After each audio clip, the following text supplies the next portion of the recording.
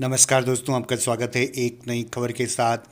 गांव के बगीचे में होगा अंतिम संस्कार। अपने पीछे माता के अलावा पत्नी और 3 बच्चों को छोड़ गए शहीद हवलदार रणजीत यादव।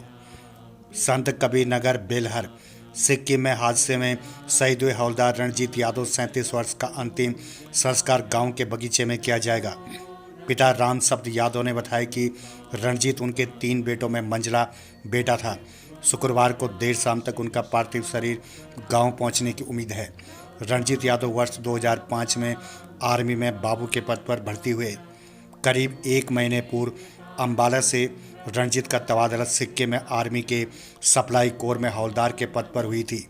पिता राम शब्द बताते हैं कि रणजीत की पत्नी किरण यादव, 14 वर्षीय बेटा आर्यन, 11 वर्षीय बेटा आयुष और 5 वर्षीय बेटी आरुषि अंबाला में ही रहती हैं।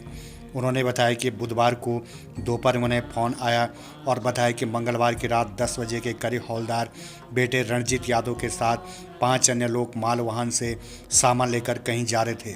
उसी दौरान नाथला के पास माल वाहन 600 फीट गहरे खाई में गिर गया, जिसमें बेटे रणजीत समेत 4 लोगों की मौत हो गई है, जबकि 2 लोग घायल हो गए हैं।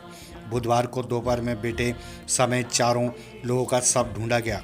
बेटे का शव वहां से सिलीगुड़ी ले जाया गया, जहां से शुक्रवार को 1:30 बजे दिन में फ्लाइट से लखनऊ के लिए रवाना होगा। उम्मीद है कि देर शाम बेटे का शव घर पहुंचेगा। उन्होंने बताया कि छोटे बेटे पवन कुमार यादव की कुछ साल पहले ही मौत हो गई थी।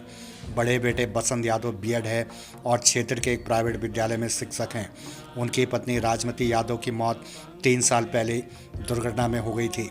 उन्होंने सेवानिवृत्त होने के बाद अंबेडकर नगर में करीब 1 साल पहले ढाबा खोला है।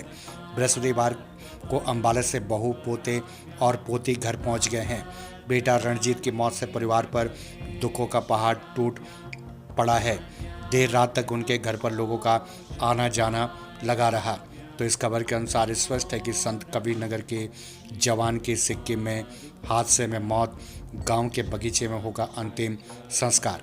अपने पीछे पिता के अलावा पत्नी और 3 बच्चों को छोड़ गए शहीद हवलदार रणजीत यादव।